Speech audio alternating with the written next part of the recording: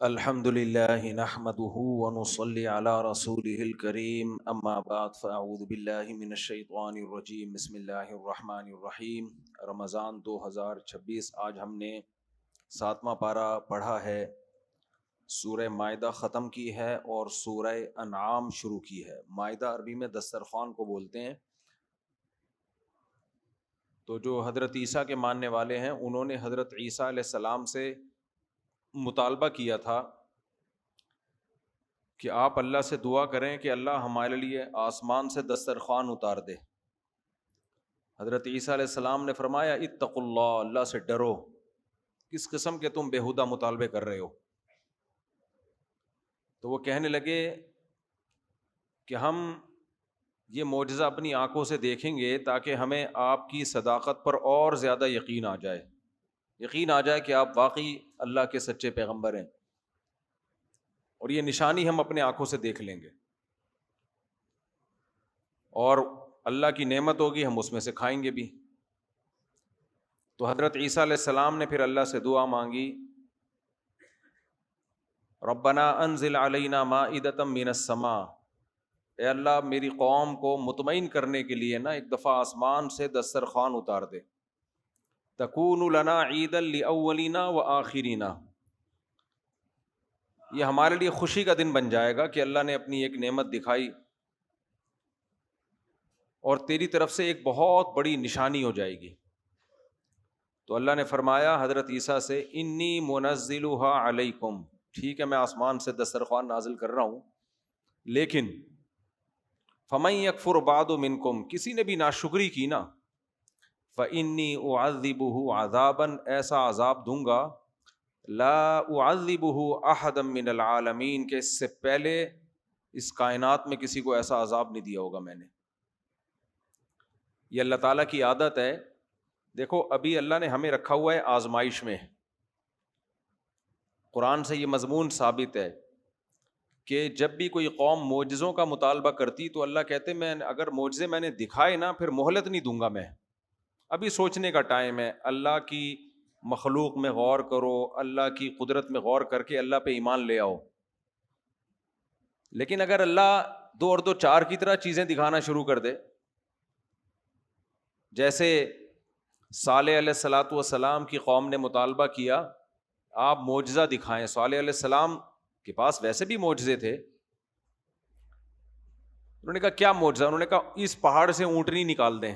کتنا بےہودہ مطالبہ ہے یا نہیں ہے؟ بیکار، بس بیٹھے بیٹھے جو منہ میں آئے، آپ اس پہاڑ سے کیا نکال دیں؟ اونٹنی۔ تو اللہ نے کہا ٹھیک ہے میں اونٹنی نکال دوں گا، لیکن یہ اتنا بڑا معجزہ ہوگا نا، اتنی بڑی دلیل ہوگی کہ پھر اس اونٹنی کے آداب ہوں گے، وہ ناقۃ اللہ، وہ اللہ کی اونٹنی ہے، پھر جب وہ پانی پیے گی تو ان کا جانور پانی نہیں پیے گا، پیاسے رکھو اپنے جانوروں کو، وہ پیے گی، جس دن اس کی باری ہوگی کوئی قریب نہیں آئے گا، اور اگر اس کو نقصان پہنچانے کی کوشش کی تو پھر اللہ کا شدید عذاب آئے گا، کیونکہ تم نے مانگا تھا نا، اللہ نے تو مہلت دی بھی، غور کرو پیغمبر کی تعلیمات میں، پیغمبر کی ان کی تعلیمات کتنی صاف ستھری ہیں، لیکن ایسی چیزیں چاہو گے تو پھر اللہ پورا کرے گا تو پھر مہلت نہیں دے گا۔ تو یہی ہوا، اونٹنی جب نکالی ہے اللہ تعالیٰ نے تو اب وہ اونٹنی سارا پانی پی جاتی تھی، ان لوگ کو جانوروں کو پانی پلانے میں مشکل ہو رہی تھی، دور جانا پڑتا ہوگا، کہیں اور سے پانی لانا پڑتا ہوگا، تو کچھ شرارتی لوگوں نے مشورہ کیا کہ اس اونٹنی سے جان چھڑاؤ، حالانکہ دیکھا تھا کہ ایک پیغمبر نے اشارہ کیا ہے اور پہاڑ سے نکل کے آ گئی ہے، تو یہ اللہ کی طرف، اللہ کا ہی کام ہے یہ۔ تو اب ڈرتے بھی تھے کہ اگر ہم نے کچھ کیا تو قوم میں ہم بدنام نہ ہو جائیں، تو مل جل کے انہوں نے پروگرام بنایا کہ سب لوگ مل کے بولیں گے کہ ہمیں تو پتہ ہی نہیں، جب یہ ایکا کر لیں گے تو کون کس سے انتقام لے گا۔ بہرحال اس اونٹنی کی ٹانگیں کاٹ ڈالی اور پھر اللہ نے پوری قوم کو تہس نہس کر دیا، تباہ و برباد کر دیا۔ تو اس لیے یہ جو اللہ نے غیب کا معاملہ رکھا ہوا ہے نا، اس میں مہلت ہے، مہلت ہے، سوچ لو، غور کر لو، موت تک مہلت ہے۔ معجزوں کی پرواہ نہ کیا کرو۔ یہ ملحد لوگ کہہ رہے ہوتے ہیں نا معجزے نظر نہیں آتے، بھائی یہ اللہ کہہ رہے ہیں کہ آج کتنی آیتیں ہیں سورہ انعام میں اللہ کی قدرت کی ہیں، یہ معجزے ہی تو ہیں، فالق الحب والنوا، آج جو آیت آئی ہے ان اللہ فالق الحب والنوا، اللہ وہ ذات ہے جو گٹھلی اور دانے کو پھاڑ کے درخت بناتا ہے. یہ معجزہ ہی تو ہے. ٹھیک ہے اس کی ایک سائنٹیفک لاجک ہے, لیکن وہ لاجک ہے کتنی پیچیدہ. گٹھلی کے اندر کیسے زبردست سافٹ ویئر ڈال دیے, ایسے سافٹ ویئر تو اب تک سائنٹسٹ ایجاد نہیں کر سکے ہیں. کسی لیب میں ایسے سافٹ ویئر یا کسی کمپیوٹر لیب میں ایسے سافٹ ویئر نہیں بن سکے کہ گٹھلی میں ڈال دیے اور گٹھلی کو زمین میں ڈال رہے ہیں, تھوڑے دنوں میں درخت, درخت سے پھول, پھول سے پھل, اور ہر پھل میں وہی گٹھلی, اور ہر گٹھلی میں دوبارہ یہی پروسیس ڈلا ہوا ہے. کہتے ہیں دانے کو میں پھاڑ دیتا ہوں, گٹھلی کو پھاڑ دیتا ہوں. اتنی اللہ نے اپنی نعمتیں سورہ انعام میں بیان کی ہیں. ان نعمتوں میں غور کر کے اپنے رب پہ ایمان لے آؤ. کوئی ہے ہمیں بنانے والا, کوئی ہے ہمیں پالنے والا. تو مسیحیوں نے جب یہ مطالبہ کیا کہ عیسیٰ اوپر سے دسترخوان چاہیے, حالانکہ وہ عیسیٰ علیہ السلام کے کتنے معجزے دیکھ چکے تھے. آج ہم نے قرآن نے عیسیٰ علیہ السلام کے معجزوں کا بھی بہت تذکرہ کیا ہے. اللہ تعالیٰ فرماتے ہیں وہ میں معجزے تذکرہ کر دوں تاکہ پھر میں اس مضمون کو کمپلیٹ کروں گا. اذ قال اللہ یا عیسی ابن مریم اذکر نعمتی علیک وعلی والدتک. اللہ تعالیٰ کہتے ہیں میں قیامت کے دن عیسیٰ ابن مریم سے, مسیح ابن مریم سے پوچھوں گا کہ میں نے آپ پر اور آپ کی ماں پر کتنے احسانات کیے تھے, ان احسانات کو آپ یاد کرو. کیا کیا احسانات تھے؟ اذ ایدتک بروح القدس, مقدس روح یعنی جبریل کے ذریعے میں نے آپ کو طاقت دی تھی. یہ بات قرآن و حدیث سے ثابت ہے کہ بہت سارے مشکل کاموں میں فرشتے ہمارا حوصلہ بڑھاتے ہیں. قرآن میں آتا ہے نا ان الذین قالوا ربنا اللہ تتنزل علیہم الملائکہ, جو کہتے ہیں اللہ ہمارا رب ہے تو ان کے دلوں پہ فرشتے نازل ہوتے ہیں. اللہ تخافوا ولا تحزنوا, انہیں جو مشکلات آتی ہے نا دین پہ چلنے میں, تو فرشتے دل میں تسلیاں دے رہے ہوتے ہیں, خوف مت کرو, رنجیدہ مت ہو. موٹیویشن ملتی ہے کس کی طرف سے؟ یہ غیبی مدد ہوتی ہے, غیبی. جیسے شیطان کی طرف سے شیطان ڈی موٹیویٹ کرتا ہے نا, تو یہ بھی غیبی ہے, یہ بھی غیبی ہے, نظر نہیں آتا. یہ بہت سے لوگوں کا حوصلہ بڑھ رہا ہوتا ہے, بہت سے لوگوں کا حوصلہ چھوٹے چھوٹے غم میں پریشان ہو جاتے ہیں. تو یہ شیطان ہے اور فرشتے ہیں, جو فرشتے حوصلہ بڑھا رہے ہوتے ہیں اور شیطان حوصلہ گھٹا رہا ہوتا ہے. تو اللہ تعالیٰ فرماتے ہیں عیسیٰ ابن مریم کیونکہ قوم میں تنہا تھے, اس لیے ان کی میں نے اسپیشل مدد کی تھی جبریل کے ذریعے. بہت بڑے فرشتے ہیں, وہ ان کے ساتھ ہمیشہ رہتے تھے, کیونکہ جبریل نے پھونک ماری تھی نا جس سے حضرت عیسیٰ پیدا ہوئے ہیں. تو اللہ نے آخر وقت تک مسیح علیہ السلام کے ساتھ حضرت جبریل علیہ السلام کو رکھا ہے. تو اللہ کہتے ہیں میں نے آپ کی تائید کی. تکلم الناس فی المہد وکہلا, اور آپ وہ پیغمبر ہیں جو ماں کی گود میں بھی کلام کیا کرتے تھے اور ادھیڑ عمر میں بھی کلام کیا کرتے تھے. یہ مضمون قرآن میں اور جگہ بھی ہے. اب دیکھو سوال پیدا ہوتا ہے, ادھیڑ عمر میں تو سبھی کلام کرتے ہیں, 50-60 سال کی عمر کون سی عمر کہلاتی ہے؟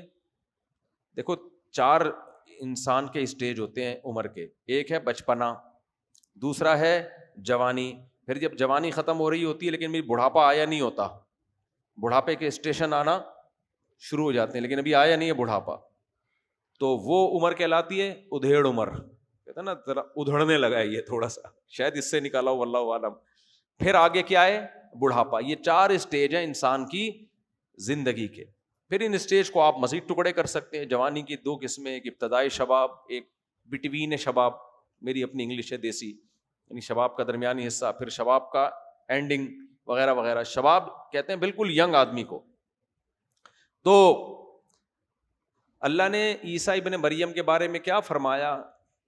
حضرت مریم کو بھی اللہ نے کہا کہ میں تجھے بیٹا دوں گا جو تیری گود میں بھی کلام کرے گا اور ادھیڑ عمر میں بھی. بھائی یہ تو گود میں کلام تو عیسیٰ علیہ السلام نے کیا, ماں کی گود میں بولے وہ, یہ تو معجزہ ہے. ادھیڑ عمر میں کلام کرنا کوئی معجزہ ہو سکتا ہے؟ نہیں ہو سکتا. اسی سے پتہ چلتا ہے کہ اللہ جو اس بات کو بار بار ہائی لائٹ کر رہے ہیں نا کہ تو کہل سن کہولت میں بھی کلام کرے گا, یہ عیسیٰ علیہ السلام کے لیے معجزہ ہے, کیونکہ سیدنا عیسیٰ علیہ السلام ادھیڑ عمر میں پہنچنے سے پہلے ہی آسمانوں پہ اٹھا لیے گئے ہیں. اب آپ خود سوچو کہ جس کی عمر ابھی 50 سال تک پہنچی نہ ہو اور اس کو اٹھا لیا جائے تو وہ ادھیڑ عمر میں کلام کیسے کرے گا؟ تو وہ قرب قیامت میں نازل ہوں گے، ادھیڑ عمر میں پہنچنے کے بعد لوگوں سے کلام کریں گے. اس وقت پتا چلے گا کہ ان کا اس عمر میں پہنچ کے کلام کرنا واقعی اللہ کا معجزہ ہے. یہ معجزہ ہے. تو اللہ فرماتے ہیں وَتُكَلِّمُ النَّاسَ، اے عیسیٰ تو لوگوں سے کلام کیا کرتا تھا، فی المہدی ماں کی گود میں بھی، وکہلا اور سن کہولت میں بھی. وَإِذْ عَلَّمْتُكَ الْكِتَابَ وَالْحِکْمَةَ وَالتَّوْرَاةَ وَالْإِنْجِیلَ. یہ بھی بڑی زبردست آیت ہے. اے عیسیٰ اس وقت کو یاد کر جب میں نے تجھے کتاب کا علم بھی دیا، حکمت کی باتیں بھی سکھائیں، تورات کا علم بھی دیا اور انجیل کا علم بھی دیا. اچھا، اسی جیسی آیت دوسرے مقام پہ بھی ہے، وَيُعَلِّمُهُ الْكِتَابَ وَالْحِکْمَةَ وَالتَّوْرَاةَ وَالْإِنْجِیلَ. اللہ نے کہا کہ ایسا بیٹا دوں گا جس کو اللہ کتاب کا علم بھی سکھائے گا، حکمت کی باتیں بھی سکھائے گا، تورات بھی سکھائے گا اور انجیل بھی سکھائے گا. سمجھ میں آ رہی ہے بات؟ یار خدا کے لیے جہاں ایک تو بائکیں غلط پارک نہ کیا کرو، پھر جہاں کھدائی ہو رہی ہے وہ خود سوچ لیا کرو نا. اس گیٹ پہ بائکیں غلط کھڑی ہوئی ہیں تو جس کی بائک غلط کھڑی ہوئی ہے وہ جا کے اس کو صحیح کر دے ذرا. تو روزانہ یہ کمپلین آ رہی ہوتی ہیں، بیان کے دوران میں پھر بیچ میں رک جاتے ہیں. تو قرآن میں اللہ نے کیا فرمایا عیسیٰ ابن مریم کے بارے میں؟ اللہ آپ کو کتاب کا علم بھی دے گا، حکمت کا علم بھی، تورات اور انجیل کا. کسی اور پیغمبر کے بارے میں اس طرح کی آیت نہیں ہے. یہ بھی ایک معجزہ ہے. کیوں بھائی؟ انجیل کا علم تو اللہ نے اس لیے دیا کہ وہ نازل کس پہ ہوئی ہے؟ آپ لوگ منہ سے پلیز، حضرت عیسیٰ علیہ السلام پہ نازل ہوئی ہے نا، وہ تو اس لیے. تورات کا علم اس لیے کہ وہ آپ سے پہلے نازل ہوئی، اور حضرت عیسیٰ علیہ السلام نے زیادہ تر تو تورات ہی کی باتوں کی والی شریعت پہ عمل کیا ہے. تبھی جتنے بھی مسیحی لوگ ہیں نا، یہ عہد قدیم عہد جدید، اس میں ساری پرانی کتابیں آسمانی چھاپتے ہیں یہ لوگ. ہم تو صرف قرآن چھاپتے ہیں نا، کیونکہ قرآن نے ساری کتابوں کو منسوخ کر دیا. لیکن عیسائیوں کا، مسیحیوں کا یہ عقیدہ نہیں ہے. حضرت عیسیٰ علیہ السلام نے جو زیادہ تر جو احکام تھے وہ تورات ہی کے احکام پر عمل کیا ہے. تو ان کی شریعت وہی تھی، تورات ہی تھی، تو اس لیے وہ دونوں ساتھ چھاپتے ہیں. تو فرمایا کہ کتاب کا علم بھی دوں گا، حکمت کی باتیں بھی، تورات بھی اور انجیل بھی. تو انجیل بھی سمجھ میں آتی ہے، تورات بھی سمجھ میں آتی ہے، حکمت کی باتیں بھی. حکمت کسے کہتے ہیں؟ پیغمبروں کی جو حدیثیں ہوتی ہیں ان کو کیا کہا جاتا ہے؟ حکمت. ہمارے نبی کے بارے میں بھی اللہ نے قرآن میں فرمایا کہ اللہ نے ایک پیغمبر کو بھیجا جو لوگوں کو قرآن بھی سکھاتے ہیں اور حکمت بھی سکھاتے ہیں. حکمت میں کیا ہے؟ آپ کے جو اپنے ارشادات ہیں وہ بھی تو حکمت کی باتیں ہیں نا. تو یہ بھی سمجھ میں آتا ہے کہ عیسیٰ علیہ السلام کو حکمت بھی سکھائی، تورات بھی سکھائی اور انجیل بھی. لیکن قرآن کہتا ہے ایک اور بات، کتاب بھی سکھائی. یہ کون سی کتاب ہے؟ غامدی صاحب نے یہاں بھی ٹوپی کرائی ہے، گھما دی ہے بات. یہ آیت بھی اس بات کی دلیل ہے کہ عیسیٰ ابن مریم قرب قیامت میں نازل ہوں گے. یہاں الکتاب سے مراد ہے قرآن. ذالک الکتاب لا ریب فیہ ہے نا قرآن میں، کہ یہ الکتاب ہے. ال عربی میں کسی چیز کو خاص کرنے کے لیے آتا ہے. اس کی مثال ایسے ہے جیسے میں کہتا ہوں جاءنی رجل، میرے پاس ایک بندہ آیا. پشتو میں کہتے ہیں سڑے راغلے. رجل کسے کہتے ہیں عربی میں؟ سڑے. سڑے آپ پٹھان ہے نا؟ کوئی پٹھان ہے بھائی؟ سڑے کہتے ہیں نا، سڑے. جاءنی رجل، میرے پاس ایک بندہ آیا، کوئی بندہ. جب وہ آ کے ایک دفعہ آ گیا، پہلے ان نون تھا، آنے کے بعد ملاقات کے بعد اب وہ ان نون رہا یا نون ہو گیا؟ اب وہ نون ہو گیا، اب مخصوص آدمی. پھر آپ پتہ کیا کہو گے؟ قال علی الرجل، اس بندے نے مجھ سے یہ کہا. اب رجل پہ الف لام ڈال دو گے آپ. الرجل وہ جو مخصوص آدمی ہے جس کی بات چل رہی ہے، اس نے مجھ سے یہ کہا.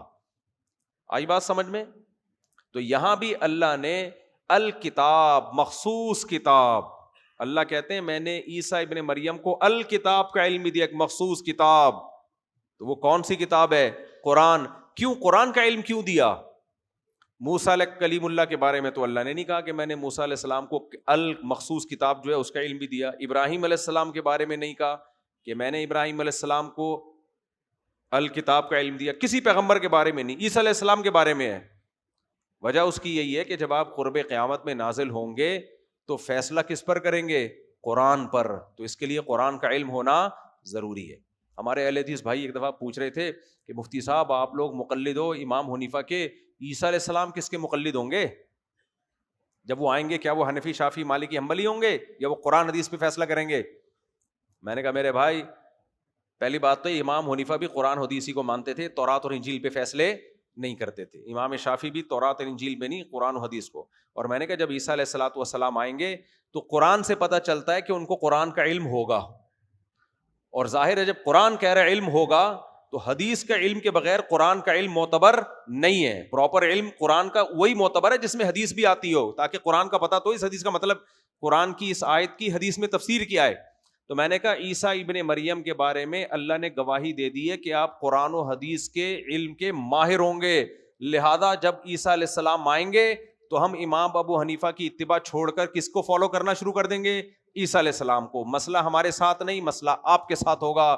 آپ ابھی بھی مانتے بھی ہو ابو حنیفہ شافعی کا علم قرآن و سنت میں ہم سے زیادہ تھا، پھر بھی فالو نہیں کر رہے. تو عیسیٰ علیہ السلام کو بھی اگر آپ فالو نہیں کرو گے اور آپ کہو گے میں قرآن حدیث کو مانتا ہوں، میں آپ کو نہیں مانتا، تو پھر دیکھو عیسیٰ علیہ السلام کا رپلائی کیا ہوگا. عیسیٰ علیہ السلام کہیں گے تو کیا میں تورات اور انجیل کو مانتا ہوں؟ تو اس لیے کسی ایسے عالم کو فالو کرنا، مجتہد کو جس کو قرآن و حدیث میں رسوخ ہو، اس کو فالو کرنا یہ قرآن و سنت ہی کو فالو کرنا کہلاتا ہے. ہاں فالو کرنے کے دو طریقے ہوتے ہیں، ایک طریقہ یہ کہ ڈائریکٹ فالو کرو، ایک طریقہ یہ کہ اس کو فالو کرو جو ڈائریکٹ فالو کر رہا ہے. تو جس کو پورا قرآن و سنت آتا ہے وہ ڈائریکٹ فالو کرے، جس کو نہیں آتا تو وہ فنڈر بننے کی کوشش نہ کرے، وہ اس کو فالو کر رہے جس کو پورا آتا ہے. اچھا میرے بھائی، تو یہ بھی دلیل ہے کہ عیسیٰ ابن مریم قرب قیامت میں نازل ہوں گے. آگے اللہ تعالیٰ فرماتے ہیں وَإِذْ عَلَّمْهَا وَإِذْ تَخْلُقُ مِنَ الطِّينِ كَهَيْئَةِ الطَّيْرِ. اتنے معجزے اللہ نے عیسیٰ ابن مریم کو دیے. دیکھو یہ پوری عیسائی دنیا اتنی بڑی ایسی تھوڑی بن جاتی ہے. دنیا میں کسی شخص کو ایسے فالو نہیں کیا جاتا جب تک کہ براہین قاطعہ، مضبوط دلائل اس کے نبوت پہ ثابت نہ ہو جائیں، ورنہ لوگ قربانیاں نہیں دیتے ہیں. تو اللہ کہتے ہیں اے عیسیٰ ابن مریم آپ مٹی سے پرندہ بنایا کرتے تھے، فتنفخو، میرے اذن سے، میری اجازت سے. اجازت کیوں؟ اس لیے کہ تصویر بنانا ہمیشہ سے حرام ہے. جاندار کی تصویر بنانا، بولو. حضرت مفتی تقی صاحب نے اس پہ لکھا ہے کہ یہ صرف اسلام میں تصویر سازی حرام نہیں ہے، پچھلے آسمانی مذاہب میں بھی تصویر بنانے کی اجازت نہیں تھی، پتلے بنانے کی، تصویر بنانے کی. انہوں نے جو بزرگوں کے بنانا شروع کر دی ہے وہ عقیدت محبت میں، پھر اس سے شرک پھیلا. تو اس لیے اللہ نے فرمایا تخلق من الطین کہیئۃ الطیر، آپ پرندے کی شکل کا پتلا بناتے تھے باذنی، میری پرمیشن سے، کیونکہ آگے اللہ نے اس میں جان ڈالنی تھی. فتنفخ فیہا، پھر آپ اس میں پھونک مارتے تھے. فتکون طیرا باذنی، وہ پرندہ بن جایا کرتا تھا میرے حکم سے. حضرت عیسیٰ علیہ السلام نے ایسے پرندہ بناتے مٹی کا، پھونک مارتے اور وہ سچی مچی کا پرندہ بن کے اڑنے لگتا. وَتُبْرِئُ الْأَكْمَحَ وَالْأَبْرَصَ، کوڑ کے مریضوں کو آپ شفا دے دیتے تھے، برس کے مریضوں کو. یہ وہ بیماریاں تھیں جو اس زمانے میں لا علاج، اس زمانے میں بھی طب کے فن نے بڑی ترقی کی تھی. یہ جو آج کل حکیموں کی معجونیں ہیں نا، بہت سی اس زمانے میں ایجاد ہو چکی تھیں. تو لیکن حکیم اور طبیب کہتے تھے بھائی جس کو برس نہیں ہو، جو سفید داغ ہو جاتے ہیں، اور کوڑ کا مرض گوشت گلنے لگتا، گل کے گرتا ہے اور پھیلتا ہی، یہ بیماری جو اس کے ساتھ رہے گا اس کو بھی لگنے کا خطرہ ہوتا ہے. یہ لا علاج بیماری تھی. حضرت عیسیٰ کے سامنے کوئی کوڑ کا مریض آتا، پھونک مارتے وہ ٹھیک ہو جاتا. کوئی برس کی بیماری والا آتا، پھونک مارتے ٹھیک ہو جاتا. فرماتے میرے حکم سے یہ وَإِذْ تُخْرِجُ الْمَوْتَى بِإِذْنِي، مردوں کو میرے حکم سے زندہ کر دیا کرتے تھے. حضرت مسیح علیہ السلام کوئی مردہ ہوتا تھا نا، اس کو کہتے تھے قم بِإِذْنِ اللَّهِ، اللہ کے حکم سے کھڑا ہو جا، ایک دم اٹھ کے بیٹھ جاتا. سوچو کیسے یہ معجزے دیکھے ہوں گے. حضرت عیسیٰ علیہ السلام کو اللہ قرب قیامت میں جو نازل کرے گا نا، اس میں بہت ساری حکمتیں ہیں. ان میں ایک حکمت یہ بھی ہے کہ اللہ کی عادت ہے کہ اللہ جس پیغمبر کو قوم میں بھیجتے ہیں نا، تو اس قوم میں جو چیز رائج ہوتی ہے اسی کے حساب سے معجزہ دیتے ہیں. سمجھ میں آ رہی ہے بات؟ نہیں آئی سمجھ میں؟ مثال کے طور پر حضرت موسیٰ علیہ السلام کے دور میں جادو کا بڑا زور تھا. کس کا زور تھا؟ جادو. لاٹھی کو سانپ بنا دینا, یہ کر دینا, وہ نہیں میجک شو میں اوٹ پٹانگ چیزیں دکھا رہے ہوتے. اللہ نے موسیٰ کلیم اللہ کو معجزہ کون سا دیا؟ جس نے تمام جادوؤں کو ہرا دیا, تاکہ اس قوم کو نا سمجھ میں آ جائے گا. یہ جو جس فن کے ماہر ہوتے ہیں ان کو پتا ہوتا ہے کہ یہ جادو ہے, یہ حقیقت ہے. جو ماہر نہیں ہے وہ تو بےچارہ کنفیوز ہی رہے گا نا. ابے ڈاکٹر کو پتا ہے کہ یہ دوسرا ڈاکٹر الو بنا رہا ہے یا واقعی کوئی میڈیکل سائنس کی باتیں کر رہا ہے. میں اور آپ تو الو بن جائیں گے نا, ہمیں تو کوئی بھی, کیا خیال ہے؟ مفتی کو پتا ہوتا ہے کہ یہ قرآن حدیث کے نام پہ الو بنا رہا ہے یا واقعی قرآن حدیث کی ریسرچ پیش کر رہا ہے. عوام بیوقوف بن جاتی ہے.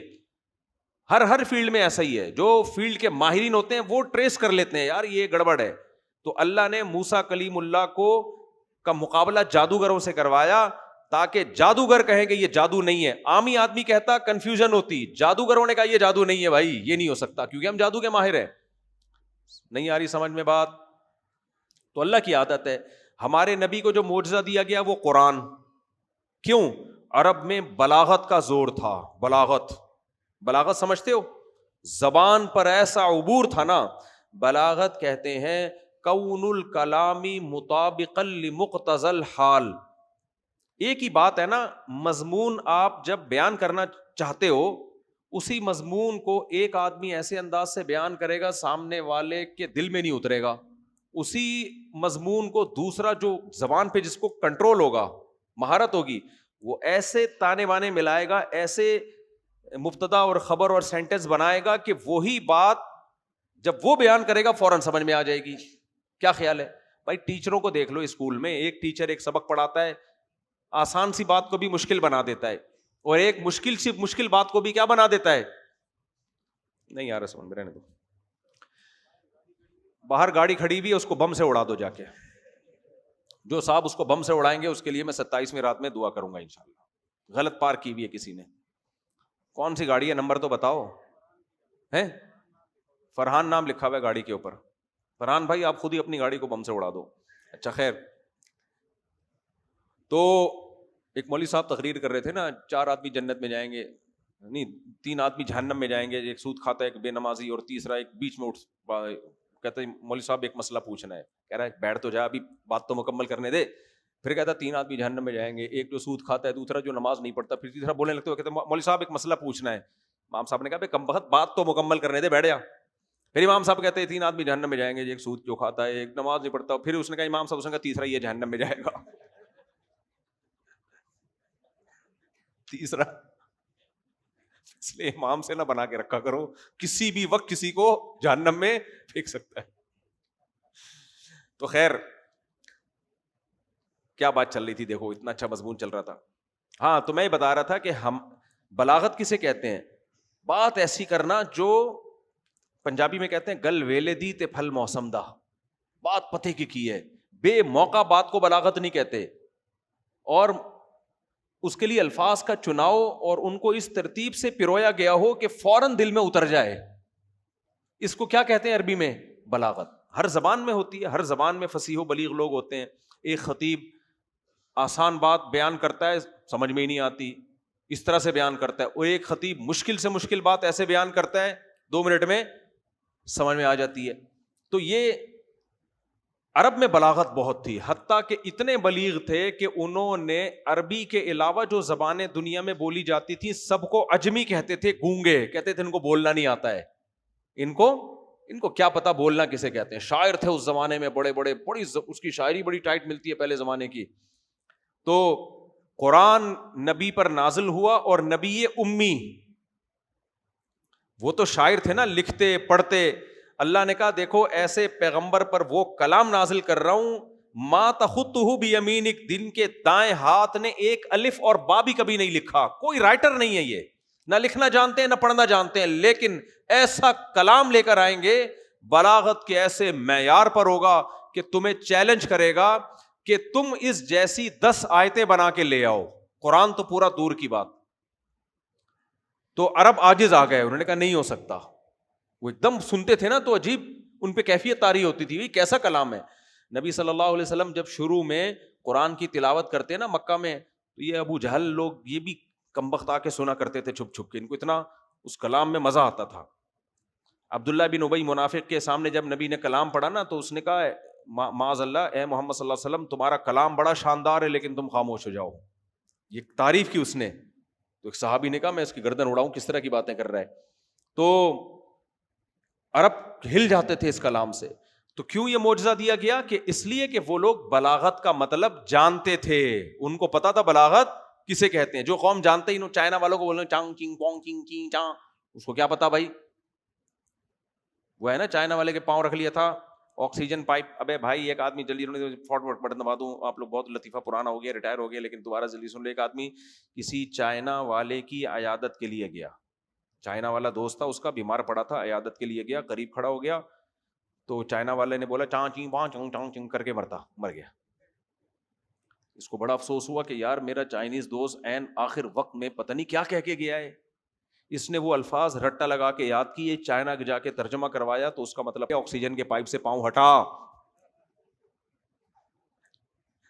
آکسیجن کے پائپ پہ پاؤں رکھ, اسی وجہ سے مرا تھا.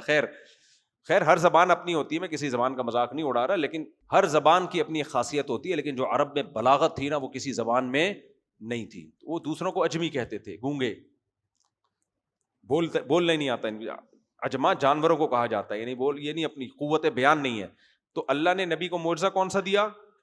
قرآن, کہ تم لاؤ اس جیسا کلام بنا کے لاؤ. تو عیسیٰ ابن مریم کو جو قرب قیامت کے لیے اللہ نے منتخب کیا ہے نا, اس کی ایک حکمت یہ بھی ہو سکتی ہے کہ یہ جو دور ہے یہ سائنسی ترقی کا دور ہے, اور عیسیٰ ابن مریم کے دور میں سائنسی ترقی اپنی انتہا کو پہنچی ہوئی ہوگی. اور سائنس کیا کہتی ہے؟ اللاجیکل کوئی کام دنیا میں نہیں ہوتا. کیا خیال ہے؟ یہی کہتی ہے نا, اللاجیکل کام نہیں ہو سکتا. اللہ نے وہ پیغمبر کا انتخاب کیا جن کو اتنے سارے معجزے دیے گئے, اور معجزہ ہوتا ہی اللاجیکل ہے. سائنس جتنی بھی ترقی کر لے وہ یہ مانتی ہے کہ مردے میں جان نہیں ڈالی جا سکتی, مردے میں جان نہیں ڈالے. ایسا نہیں ہو سکتا کہ کوئی پتلا بنا کے پھونک مارو اور وہ, ہم بتاتے رہتے ہیں نا, علماء بتاتے ہیں بھائی اللہ نے پہلی دفعہ آدم علیہ السلام کو مٹی کا پتلا بنا کے پھونک ماری اور انسان بن گئے, ہم بندر کی نسل میں نہیں ہیں. سائنسدان کہتے ہیں ایکچولی دیکھیں یہ لاجک کی بات نہیں ہے, ایکچولی لاجک یہ کہتی ہے کہ ایوالو ہوئے ہم لوگ. بھائی کیسے ایوالو ہو گئے؟ پہلی دفعہ اللہ نے اپنی قدرت سے بنایا ہے. تو عیسیٰ علیہ السلام بتا دیں گے پہلی دفعہ کیسے بنایا ہے. ایسے جیسے میں بنا رہا ہوں, یہ پرندہ ہے, پھونک ماری اڑ گیا, اور اللہ مردوں کو دوبارہ زندہ کرے گا. سائنسدان مان لیتے ہیں زندہ کرے گا دوبارہ, کہ نہیں ایکچولی یہ جب ہم جاتے ہیں تو ایک پروسیس سے گزرتے ہیں تو اس کے بعد اس قابل نہیں رہتا کہ یہ کسی کا قرضہ واپس کرے. کیونکہ لوگ اب قرضے لے کے لوگ مر جاتے ہیں نا, تو ان سے بھی امیدیں لگا کے بیٹھے ہوئے ہوتے ہیں, اب نہیں واپس ہوگا, اب تو یہ گیا, جب زندہ تھا اس وقت نہیں دے رہا, تب کہاں سے دے گا یہ. تو عیسیٰ علیہ السلام مردے کو بولیں گے قم بإذن اللہ, اللہ کے حکم سے کھڑا ہو جا. اس وقت پتہ چلے گا کس کو اپنی بیوی سے کتنی محبت ہے. اس وقت جب یہ اعلان ہوگا نا کہ زندہ ہے بی بی زندہ ہے, تو جیسے آج ہمارے صدر کہتے ہیں کہ مجھے خوشی ہوتی ہے, اب اندر سے کیا ہوتا ہے یہ تو صدر صاحب جانے. بعض دفعہ گھبرا بھی جاتے ہیں انسان, پہ زندہ ہے یہ کیا ہو گیا, خیر یہ تو صدر صاحب جانے, تو اس کو پتہ چلے گا. خیر تو فرمایا کہ کیا عیسیٰ علیہ السلام کو اللہ نے معجزے دیے. اچھا, جو پیدائشی نابینا ہوتے ہیں ان کی آنکھیں نہیں آ سکتی, ان کی بینائی میڈیکلی یہ بات ثابت ہے کہ امپاسبل. عیسیٰ علیہ الصلوۃ والسلام کا معجزہ ہے, نابینا کے ہاتھ پہ آنکھ پہ ہاتھ رکھا, اس کی بینائی واپس آ گئی. تو یہ سارے معجزے, بہت سارے معجزے اللہ نے مسیح علیہ السلام کو دیے. تبھی تو لوگ مسیحا کہتے ہیں نا, اس شخص کو جو آپ کے کام آ جائے اور ایسے کام آئے کہ کوئی لاجک ہی نہ ہو اس کی, کہتے ہیں لوگ مسیحا بن کے آ گیا. بھائی کیا کہتے ہیں لوگ اس کو, بھائی یہ تو مسیحا بن کے آ گیا. تو اللہ تعالیٰ فرماتے ہیں میں نے عیسیٰ ابن مریم سے کہوں گا وَإِذْ تُخْرِجُ الْمَوْتَى بِإِذْنِي وَإِذْ كَفَفْتُ بَنِي إِسْرَائِيلَ عَنْكَ, میں نے بنی اسرائیل کے شر سے آپ کو بچا لیا. اس شر سے بچایا دنیا میں بھی, اور ان کے ہاتھوں قتل ہونے سے بھی بچایا. کہ اللہ تعالیٰ نے بھائی فرحان نام کی کا بندہ بیٹھا ہوا ہے, ان کی فیملی باہر ویٹ کر رہی ہے, سوری میں سمجھا گاڑی ویٹ کر رہی ہے, فیملی ویٹ کر رہی ہے, گاڑی بھی کسی نے غلط پارک کی ہوئی ہے اور فرحان نام کے کوئی بندہ بیٹھا ہوا ہے, ان کی فیملی ویٹ کر رہی ہے. اچھا بھائی, تو اللہ تعالیٰ فرماتے ہیں پھر اللہ قیامت کے دن عیسیٰ ابن, ہاں تو وہ جو دسترخوان کا انہوں نے کہا نا, جب اللہ نے یہ دھمکی دی نا کہ میں ان نازل تو کر دوں گا, لیکن اس کے بعد کسی نے ناشکری کی, ایسا عذاب دوں گا کہ کائنات میں کسی کو عذاب دیا نہیں ہوگا. اتنے معجزے دیکھنے کے بعد بھی کہہ رہے ہو ہمیں کیا چاہیے, اوپر سے نظر آئے. اب تاریخ اور حدیث اس سے خاموش ہے کہ دسترخوان نازل ہوا یا نہیں ہوا. تو بظاہر ایسا لگتا ہے کہ وہ ڈر گئے, انہوں نے کہا نہیں بھائی ایسے ہی ٹھیک ہے, ہم آپ پر ویسے ہی ایمان لاتے ہیں, کیونکہ تھے تو مسلم, یعنی مسلم اس معنی میں کہ مسیح علیہ السلام پر ایمان رکھتے تھے. آگے اللہ تعالیٰ فرماتے ہیں وَإِذْ قَالَ اللَّهُ, اس وقت کو بھی یاد کرو جب اللہ عیسیٰ ابن مریم سے قیامت کے دن پوچھے گا أَأَنْتَ قُلْتَ لِلنَّاسِ اتَّخِذُونِي وَأُمِّيَ إِلَٰهَيْنِ مِن دُونِ اللَّهِ. یہ مسیحیوں کے لیے نا ایک بہت اہم پیغام ہے. اللہ کرے ہماری یہ دعوت اور یہ پیغام مسیحیوں تک پہنچ جائے. جو میرا پیغام نہیں ہے, یہ کس کا پیغام ہے, قرآن کا. میرے بیان کچھ غیر مسلم لوگ بھی سن رہے ہوتے ہیں. اللہ کہتے ہیں میں قیامت کے دن مسیح علیہ السلام سے پوچھوں گا اور کہوں گا انت قلت للناس, کیا آپ نے اپنے لوگوں کو کہا تھا, اپنے فالوورز کو کہا تھا, عیسائیوں کو, مسیحیوں کو, کرسچن لوگوں کو آپ نے کہا تھا اتخذونی و امی الہین, کہ مجھے اور میری ماں کو معبود بنا لینا. ہو سکتا ہے مسیح لوگ کہ ہم تو مسیح علیہ السلام کو معبود نہیں مانتے. بھائی جب ان سے آپ دعائیں مانگتے ہو, حاجت روا مشکل کشا سمجھتے ہو مریم سے اور ان علیہ السلام سے, اس کا مطلب آپ نے ان کو بھی خدا مان لیا ہے. تو عیسیٰ علیہ السلام کہیں گے سبحانک, اے اللہ تو اس عیب سے پاک ہے, ما یکون لی ان اقول ما لیس لی بحق, میری کیا مجال کہ میں وہ بات کہہ دوں جس کا میرے پاس رائٹ ہی نہیں ہے, یہ کیسے ہو سکتا ہے. اللہ نا عدالت کے کٹہرے میں لا کے کھڑا کرے گا. پھر اللہ کہتا ہے, مسیح علیہ السلام کہیں گے ان کنت قلتہ فقد علمت تعلم ما فی نفسی ولا اعلم ما فی نفسک, اے اللہ تیرے دل میں کیا ہے میں نہیں جانتا, میرے دل میں کیا ہے تو جانتا ہے. یعنی میرے دل میں یہ سچ ہے, جو میں گواہی دے رہا ہوں تو جانتا ہے کہ میں جھوٹ نہیں بول رہا. میں نے ان کو نہیں کہا تھا کہ مجھے اور میری ماں کو معبود بنا لینا. خدا کی قسم ایسی ہی گواہی محمد صلی اللہ علیہ وسلم بھی قیامت کے دن دے سکتے ہیں کہ اللہ نبی سے پوچھے گا کہ کیا آپ نے اپنی امت سے کہا تھا کہ مجھے مشکل کشا, حاجت روا سمجھ لینا, مجھے بشریت سے نکال کے نور بنا لینا, اور میرے بارے میں یہ کہہ دینا کہ جہاں بھی میلاد ہوتا ہے وہاں محمد صلی اللہ علیہ وسلم تشریف لاتے ہیں, آپ بھی ہر جگہ موجود ہیں, اور یا رسول اللہ انظر حالنا واسمع قالنا, یہ دعائیں مسجدوں میں چل رہی ہیں. اے اللہ کے رسول آپ ہماری حالت دیکھیں, آپ ہماری بات کو سنیں, ہماری فریاد رسی کریں. تو اللہ ہمارے نبی سے بھی پوچھ سکتا ہے کہ کیا آپ نے ان کو یہ دعوت دی تھی. تو جو عیسیٰ ابن مریم کا جواب ہے وہی جواب کس کا ہوگا, سید الانبیاء محمد صلی اللہ علیہ وسلم, کہ میں اس سے بری ہوں. حدیث میں تو ایک شخص آتا ہے آپ کے سامنے بہت مبالغہ کر دیتا ہے تعریف میں, آپ نے اس کو سختی سے منع کیا. صحیح حدیث ہے, فرمایا جیسے مسیحیوں نے مسیح علیہ السلام کی تعریف میں مبالغہ کر کے خدا کے برابر بنا دیا, تم ایسی میری تعریف مت کرو, کیونکہ پھر تم میں اور ان میں فرق کیا رہ جائے گا. آپ نے یہ بھی فرمایا کہ اللہ یہود و نصارہ پہ لعنت کرے, جب ان کے کوئی پیغمبر دنیا سے جاتے تھے یہ پیغمبروں کی قبروں کو سجدہ گاہ بنا لیا کرتے تھے. سمجھ میں آ رہی ہے بات؟ تبھی اللہ نے اپنے نبی کو سجدہ گاہ بننے سے روکا ہوا ہے. پھر آپ نے فرمایا میری قبر کو عید کی گاہ کی طرح بھی نہ بناؤ. جیسے عید کے دن نہیں میلے ٹھیلے ہوتے ہیں, مزاروں پہ جا کے دیکھو نا, قوالیاں, ناچ گانے. تو اللہ نے اپنے حبیب صلی اللہ علیہ وسلم کی قبر کو ان تمام چیزوں سے محفوظ رکھا ہوا ہے. تو میرے بھائی جب نبی کی قبر پہ یہ چیزیں جائز نہیں ہیں تو کسی بزرگ کی قبر پہ کہاں سے جائز ہو گئے, کہاں سے جائے. تو اس لیے بھائی جو دنیا سے چلا گیا اس کو دفن کرو, ایک بالش قبر بناؤ, زندگی بھر اس کے لیے دعائیں کرو, اس سے زیادہ آگے بڑھنے کی کوشش نہیں کرو. آگے چلتے ہیں, بس جلدی مکمل کرتا ہوں.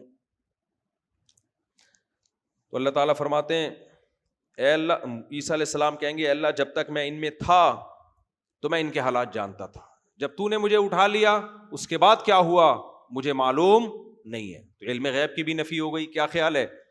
آگے کہیں گے ان تعذبہم, اب انہوں نے جو شرک کیا، اگر تو ان کو عذاب دینا چاہے فَإِنَّهُمْ عِبَادُكَ، یہ تیرے بندے ہیں، تجھے اختیار ہے کہ اپنے بندوں کو تو شرک کی وجہ سے عذاب دے. وَإِن تَغْفِرْ لَهُمْ، معاف کرنا چاہے، فَإِنَّكَ أَنْتَ الْعَزِيزُ الْحَكِيمُ، تو تجھے معاف کرنے کی بھی قدرت ہے اور حکمت والا بھی ہے، تیرا کوئی کام حکمت سے خالی نہیں. لیکن قرآن کہتا ہے کہ اللہ شرک کو کسی صورت میں معاف نہیں کرے گا. تو جب مسیح علیہ السلام کی طرف سے یہ گواہی آئے گی تو اللہ پھر اعلان کرے گا، قیامت مقدمہ چلے گا نا، ایک عدالت کے ایک کٹہرے میں حضرت عیسیٰ کے ماننے والے ہوں گے، ایک میں سیدنا عیسیٰ ابن مریم ہوں گے. اللہ مسیحیوں سے کہے گا تم نے مریم کو اور مسیح علیہ السلام کو معبود کیوں بنایا، یہی کہے گا نا اللہ. تو مسیحی کہیں گے یہ عیسیٰ ابن مریم اے اللہ تیرے پیغمبر ہیں، یہ پیغام لے کر آئے تھے، ہم نے ان کو فالو کیا ہے. تو اللہ پھر کس سے پوچھے گا کہ آپ بتاؤ آپ نے کہا تھا. تو حضرت عیسیٰ کیا کریں گے، اللہ میں نے نہیں کہا تھا، تو میری زندگی میں تو انہوں نے شرک نہیں کیا، میرے بعد کیا اس کا مجھے علم نہیں ہے، اب تیری مرضی ان کو عذاب دے یا ان کو چھوڑ دے.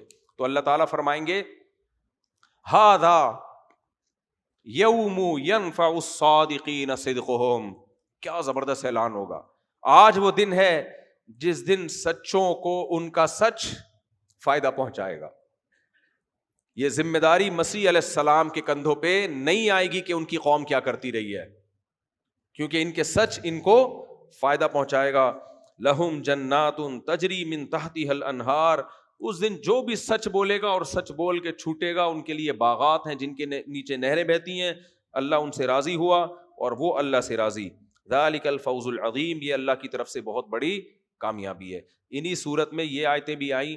اللہ نے فرمایا، پچھلی جو سورہ مائدہ چل رہی ہے نا، اللہ نے فرمایا اے عیسائیو، اے مسیحیو، تم اس قول سے باز آ جاؤ کہ مسیح ابن مریم اللہ کے بیٹے ہیں. انتہو خیر لکم، باز آ جاؤ اس سے، اس میں تمہاری بہتری ہے. اور پھر فرمایا کہ مل مسیح ابن مریم الا رسول، مسیح ابن مریم بھی رسول ہیں، اللہ کے بھیجے ہوئے پیغمبر ہیں جن سے پہلے بہت سے پیغمبر گزر چکے. وامہ صدیقہ، ان کی ماں پاکیزہ سچی عورت تھیں، زانیہ معاذ اللہ بدکار نہیں تھیں وہ. اور آگے فرمایا کانا یاکلان الطعام، دیکھو تم یہ خود مانتے ہو کہ مسیح اور ان کی ماں کھانا کھایا کرتے تھے، ان کی اپنی کتابوں میں لکھا ہے. تو جو کھانا کھانے والا ہے وہ معبود نہیں ہوتا، وہ تو محتاج ہوتا ہے. پھر آگے اللہ فرماتے ہیں انظر، اے نبی دیکھو، کیف نصرف لہم الآیات، ہم ان کے لیے اپنی آیات کو کیسے بیان کر رہے ہیں. ثم انظر، پھر ان کو دیکھو، اتنی واضح دلیل چھوڑ کر کہاں کو جا رہے ہیں. سمجھ میں آ رہی ہے بات کہ نہیں آ رہی ہے؟ یہ اللہ فرماتا ہے کہ میں کتنی کلیئر بات کر رہا ہوں. بھائی تم خود مانتے ہو کہ وہ کھانا کھاتے تھے، ان کی ماں بھی، تو معبود کیسے ہو گئے، حاجت روا کیسے ہو گئے، مشکل کشا کیسے ہو گئے؟ یہی سوال ہم اپنے بدعتیوں سے پوچھتے ہیں، ہمارے دور کے جو بدعتی چل رہے ہیں، جو کہتے ہیں یہاں سے نبی کو پکارو، نبی تمہاری پکار کا جواب دیں گے. بھائی یہی طعنہ مشرکین نے ہمارے پیغمبر کو دیا، ما لہذا الرسول، یہ کیسے رسول ہیں، یاکل الطعام، یہ تو کھانا کھاتے ہیں محمد صلی اللہ علیہ وسلم، ویمشی فی الاسواق، بازاروں میں شاپنگ کرتے ہیں، خریداری کرتے ہیں، یہ پیغمبر نہیں ہے. تو قرآن نے اس کا جواب یہ نہیں دیا کہ نہیں یہ دیکھنے میں ایسا لگ رہا ہے کہ کھانا کھا رہے ہیں، حقیقت میں تو یہ نور ہیں. بعض بدعتی یہ کہتے ہیں کہ نبی اصل میں تو فرشتے تھے، نور تھے، انسانی شکل میں آئے تھے، اس لیے کچھ کام وہ کیے تو لوگوں کو دکھانے کے لیے. ایسا نہیں ہے بھائی، نبی کیا تھے، بشر، کھانا سچی مچی میں کھاتے تھے، آپ کو بھوک بھی لگتی تھی اور بازاروں میں خریداری بھی کرتے تھے، کیونکہ انسان کو زندہ رہنے کے لیے یہ سارے کام کرنے پڑتے ہیں. آپ نے تجارت بھی کی ہے. تو اللہ مسیح علیہ السلام کے بارے میں کہہ رہا ہے کھانا کھاتے تھے، جو کھانا کھاتے ہیں معبود نہیں ہوتے. معبود کھانے اور پینے کا محتاج نہیں ہوتا. تو بھائی یہاں بھی ایسا ہی ہے. اللہ بزبان حال آج کے مشرک سے بھی کہہ رہے ہیں کہ تم محمد صلی اللہ علیہ وسلم کو کہتے ہو مشکل کشا، حاجت روا، یہیں سے ہماری حاجتیں پوری کرتے ہیں، تو وہ معبود بنا لیا نا. تو وہ تو کھانا بھی کھایا کرتے تھے، خریداری بھی کیا کرتے تھے، آپ کو جنگوں میں زخم پہنچے جس سے آپ کو تکلیف بھی ہوئی ہے، بیماریاں بھی ہوئیں، شفا بھی ہوئی. تو بشریت کے سارے لوازمات محمد صلی اللہ علیہ وسلم میں موجود تھے. فرق کیا ہے، اللہ کے سب سے برگزیدہ پیغمبر، تمام پیغمبروں کے سردار، بس نہ آپ کی شان کو گھٹاؤ، یہ بھی کفر ہے، اور اللہ کے برابر کر دینا یہ بھی کیا ہے؟ کفر ہے۔ اب میں چند آیتیں بس پڑھ کے بیان ختم کرتا ہوں درس آج کا۔ اس کے بعد سورہ انعام شروع ہوئی ہے۔ اللہ نے سورہ انعام توحید سے ہی شروع کی، فرمایا الحمدللہ الذی خلق السماوات والارض۔ اتنا مزہ آتا ہے آیت پڑھنے میں۔ تمام تعریفیں اس اللہ کے لیے جس نے آسمانوں اور زمین کو پیدا کیا۔ وجعل الظلمات والنور، اندھیروں کو اور روشنیوں کو پیدا کیا۔ اس کائنات میں اصل اندھیرا ہے، لائٹ جو پیدا ہوئی ہے نا، یہ مخلوق ہے خدا کی، لائٹ خود بخود پیدا نہیں ہو سکتی۔ اور لائٹ کہاں سے آ رہی ہے؟ سورج سے، اور باقی ستاروں میں اتنا ایندھن جل رہا ہے، یہ جلنے کے لیے ایندھن کہاں سے آیا میرے بھائی؟ یہ فری خود سے نہیں لائٹ پیدا ہو سکتی۔ دیکھو کہ الیکٹرک والے، اللہ ان کی عمروں میں برکت دے، اگر وہاں سے سوئچ آف کر دیں، ہم سب کس میں آ جائیں گے؟ اندھیروں میں۔ خود بخود لائٹ پیدا ہو جائے گی؟ نہیں۔ واپڈا والے یا اور ہمارے جو ایٹامک انرجی کے ادارے ہیں، وہ لائٹ کو باقاعدہ بناتے ہیں۔ سمجھ میں آ رہی ہے بات؟ یہ لائٹ خود بخود، اور اس کے لیے بڑے وسائل چاہیے ہوتے ہیں، پانی سے چکی کو گھمایا جاتا ہے، موومنٹ چاہیے۔ تو انرجی، لائٹ بھی انرجی کی ایک قسم ہے نا، انرجی خود بخود پیدا نہیں ہو سکتی، خود بخود انرجی پیدا نہیں ہو سکتی، اس کے لیے سورس چاہیے۔ تبھی تو انرجی کے جو سورسز ہیں ان پر دنیا کی لڑائیاں ہو رہی ہیں، پیٹرول پہ جنگیں اور پانی پہ جنگیں اور یہ سب چیزیں، یہ اسی سلسلے میں تو ہو رہی ہیں۔ آپ کچھ اور آپ سمجھ رہے ہو کہ دنیا کو مظلومیت سے نکالنے کے لیے ہو رہی ہیں؟ یہ جو بڑی بڑی طاقتیں ہیں نا، ان کو جب پتہ چلتا ہے وہاں وسائل بہت زیادہ ہیں، تو وہاں اگر کوئی بلی بھی مار دے گا نا، یہ اپنی فوجیں لے کے اتر جائیں گے کہ بلیوں پہ ظلم ہو رہا ہے۔ اصل میں وہاں کوئلے کی کانیں بولو دفن ہوتی ہے، سمجھ؟ چیونٹی کسی نے پاؤں رکھ دیا تو سارے بڑے بڑے ملک آ جائیں گے، یار اس ملک میں چیونٹیوں پہ، میں مثال سے بات سمجھانے کی کوشش کر رہا ہوں، ظلم ہو رہا ہے۔ اصل میں ظلم نہیں، وہاں وسائل بہت زیادہ ہوتے ہیں، زمین کھودو گے تو وہاں سے گیس، پیٹرول، کوئلہ، سونا، چاندی۔ افریقہ میں تو میں خود دیکھ کر آیا ہوں، میرے بہت سفر ہو چکے ہیں افریقہ میں۔ افریقہ میں جن ملکوں سے گولڈ نکل رہا ہے، وہاں اتنی بدامنی پھیلائی ہوئی ہے نا ان عالمی طاقتوں نے کہ آپ کی سوچ سے بھی زیادہ۔ وہاں امن ہی نہیں قائم ہونے دیتے، کہہ رہے ہیں امن قائم ہو گیا تو یہ وسائل ان کے ہاتھ میں آ جائیں گے، لڑاؤ ان کم بختوں کو، لڑاؤ، لڑا کے پھر فرانس وہاں سے لے کے جا رہا ہے گولڈ، پھر دوسرے ملک لے کے جا رہے ہیں، اور وہ کیا کر رہے ہیں جہاں سے گولڈ نکل رہا ہے؟ پتے ابال کے کھا رہے ہیں۔ میں نے ان کی سبزیاں دیکھی ہیں، میں نے کہا یار یہ تو ہمارے حلق میں اترے نہیں، ایسی چیزیں ابال کے بوائل کر کے کھا رہے ہیں اور اس پہ خوش ہے۔ جس کو یہ پتے مل جائے سمجھتا ہے بڑا کروڑپتی آدمی ہے۔ برتن بھی عجیب سے، سمجھ رہے ہو کہ نہیں سمجھ رہے؟ کہاں سے کہاں نکل گیا میں۔ ہاں تو میں کہہ رہا تھا کہ بھائی لائٹ پیدا کرنے کے لیے کیا چاہیے؟ ریسورسز۔ تو اتنی لائٹ ہے، سورج میں کتنی لائٹ زمین کو روشن کر رہا ہے، اور تھوڑا سا سردیوں میں تو کنی کترا کے سائڈوں میں سے گزر رہا ہوتا ہے، تھوڑا سا جب جون جولائی میں اوپر آتا ہے کیسا تپنا، جا کے دیکھو ملتان کی گرمی، جیکب آباد کی، سکھر کی۔ میں جب سکھر میں ہم گرمیوں میں چلے گئے، ایسی گرم ہو رہی تھی دیواریں، میں نے کہا بھائی اس میں روٹی لگاؤ گے پک جائے گی، اور اس لائٹ سے اور اس گرمی سے آم پک رہے ہیں۔ اور اللہ نے بھی پورا ایسا سورج کا انتظام کیا، جیسے ہم تکے بناتے ہیں نا، تھوڑا سا آنچ ادھر زیادہ آ گئی تو اب ادھر کو گھما دو۔ زمین کا بھی ایسا ہی ہے، 23 ڈگری پہ جھکا دیا ہے تو ادھر گرمی، اب 5-6 مہینے گرمی کافی ہے، اب تھوڑا سا سورج کو ادھر کو کھسکا دو، تھوڑا ان علاقوں میں۔ ابھی آسٹریلیا میں دبا کے گرمی چل رہی ہے اس وقت، افریقہ میں دبا کے گرمی چل رہی ہے، تو وہاں سورج پکانے کے لیے گیا ہوا ہے، اور رمضان میں ان کو تپانے کے لیے گیا ہوا ہے۔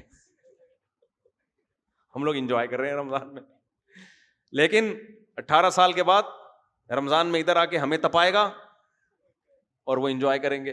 کیسا بہترین سسٹم ہے۔ تو خیر اللہ کہتے ہیں وجعل الظلمات والنور، اندھیرے بھی اسی نے پیدا کیے اور روشنیاں بھی اسی نے۔ کتنی بڑی قدرت ہے۔ لیکن اللہ کہتے ہیں ثم الذین کفروا بربہم یعدلون، ہونا تو یہ چاہیے تھا کہ سب اسی پہ ایمان لاتے، لیکن جو کم بخت ایمان لا بھی رہے ہیں وہ اس کے ساتھ دوسروں کو شریک کر رہے ہیں۔ کوئی پتھروں کے بنے ہوئے بتوں کو، کوئی مزاروں پہ جا رہا ہے، کوئی عیسیٰ ابن مریم کو اللہ کا بیٹا کہہ کے انہی کے سامنے جھک رہا ہے، خدا کو چھوڑ دیا اور دائیں بائیں چلے گئے۔ تو اللہ شکایت کر رہا ہے، شکوہ کر رہا ہے کہ بنایا میں، اس سے اتنا پتہ چلتا ہے کہ اللہ کی کس قدر چاہت ہے کہ میرے بندے مجھے چاہیں. یہ ہے یا نہیں ہے؟ تبھی تو اللہ اپنی نعمتیں بیان کر رہا ہے, ورنہ اللہ کو کیا پڑی تھی. اللہ کہتا ہے جو مرضی کرنا ہے کرو بھائی. تو اس سے پتہ چلتا ہے کہ اللہ یہ چاہتا ہے کہ میرے بندے مجھے چاہیں. آگے چلتے ہیں, بس جلدی سے ختم کرتے ہیں. بہت اہم صورت ہے سورہ انعام. اس میں اللہ نے اپنی ایک, وہ لوگ اشکال کیا کرتے تھے, کہتے لولا انزل علیہ ملک, کہ نبی صلی اللہ علیہ وسلم پر کوئی فرشتہ آ کے ہمیں بتاتا کیوں نہیں کہ یہ واقعی اللہ کے پیغمبر ہیں. فرشتہ آئے اور بولے یہ واقعی کون ہے. وہی بات ہے نا, جو آسمان سے کتاب لے آئے اس طرح کے اٹھ پٹانگ قسم کے, تو فرشتہ آئے وہ بتا دے ڈائریکٹ. تو اللہ نے فرمایا وَلَوْ أَنزَلْنَا مَلَكًا لَقُضِيَ الْأَمْرُ, فرشتہ آ کے بتائے گا نا قصہ تمہارا ختم کر دوں گا. ابھی تمہیں آزمائش ہے, غور کرنے کا موقع. یہ بالکل ایسا ہی ہے جیسے آپ ایگزامینیشن ہال میں بیٹھے ہوئے ہو, پیپر آپ کو نہیں آ رہا, ایگزامینر آپ کا جاننے والا نکل آیا, اس نے کہا چل میں تھوڑا تھوڑا تجھے بتاؤں گا, تھوڑا خود سوچ, مل جل کے پرچہ حل کرا دیں گے. آپ کو پھر بھی نہیں آ رہا. مثال کے طور پر امتحان میں سوال آیا تھا کہ محمود غزنوی نے کس نے ہندوستان پہ 17 حملے کیے, کس نے ہندوستان پہ 17 حملے کیے. تو اس نے آپ کے لیے سوال آسان بنا دیا کہ محمود غزنوی نے ہندوستان پہ کتنے حملے کیے. اس کے منہ سے محمود غزنوی نکل گیا تاکہ پکڑا بھی نہ جائے اور آپ کو پتہ بھی چل جائے. آپ کو پھر بھی سمجھ میں نہیں آیا. پھر وہ کہہ رہا ہے یار اصل میں سوال یہ ہے کہ محمود غزنوی نے کس ملک پہ 17 حملے کیے. کہہ رہا ہے اصل میں ایکچولی یہ سوال نہیں, سوال یہ کس نے ہندوستان پہ 17 حملے کیے.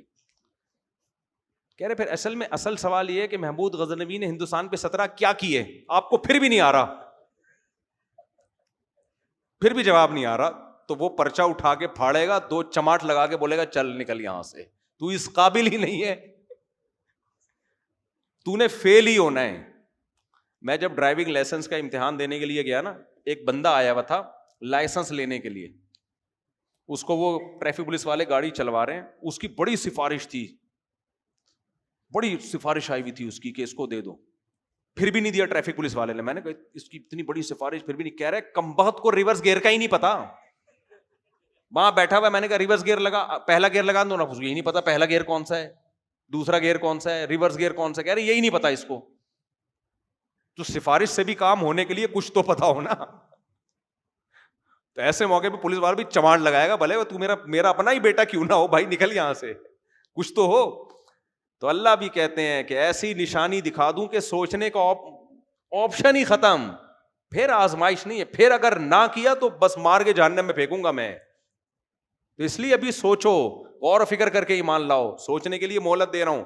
اس لیے اللہ نے فرمایا مشرکین مکہ کو کہ اگر ہم نے نازل کر دیا تو پھر قصہ چکا دیں گے ہم تمہارا, یہ مہلت نہیں ملے گی تمہیں. اور پھر اللہ نے فرمایا وَلَوْ جَعَلْنَاهُ مَلَكًا لَجَعَلْنَاهُ رَجُلًا, اور اگر ہم فرشتہ نازل بھی کریں تو انسانی شکل میں آئے گا نا. دیکھو فرشتے کی شکل میں انسان دیکھ ہی نہیں سکتا, کیونکہ لائٹ انسان دیکھ نہیں سکتا ہے. ہم بچپن میں ایک ایکسپیرینس کرتے تھے کہ ایک ڈبے میں 2 سوراخ کیے دائیں بائیں, یہاں سے لائٹ گزاری اور پھر بیچ میں سوراخ کر کے اس لائٹ کو دیکھی, واقعی نظر نہیں آتی تھی وہ. تو ہمارے ٹیچر نے بتایا کہ لائٹ کسی چیز پہ پڑتی ہے تو ریفلیکٹ ہو کے نظر آتی ہے, وہ چیز نظر آتی ہے. لائٹ بذات خود نظر آنے والی چیز نہیں ہے, وہ کسی چیز پہ لگے گی تو اس کو روشن کر دے گی نا. تو فرشتے تو لائٹ ہیں, وہ کیسے نظر آئیں گے؟ تو اللہ کہتے ہیں اگر ہم فرشتہ نازل کر بھی دیں تو ہم انسانی شکل میں لے کر آتے. پھر جب وہ انسانی شکل میں آتا لَلَبَسْنَا عَلَيْهِمْ مَا يَلْبِسُونَ, تو پھر تم مشتبہ ہو جاتے. پھر الگ سے یہ دلائل دینے پڑتے کہ یہ فرشتہ ہے, انسان نہیں ہے.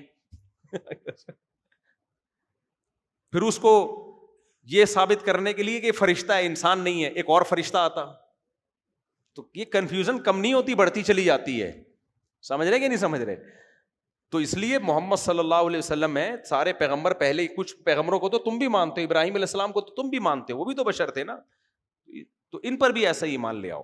وقت بہت زیادہ ہو گیا, لیکن یہ بہت اہم آیتیں باقی ہیں. وقت ہو گیا, پھر انشاءاللہ. میرا گلا بہت درد کرنے لگتا ہے رمضان میں نا, بالکل بیٹھ جاتا ہے گلا. تو اس کو یہیں ختم کرتے ہیں, پھر انشاءاللہ. سبحانک اللہم بحمدک نشہد ان لا الہ الا انت نستغفرک ونتوب الیک.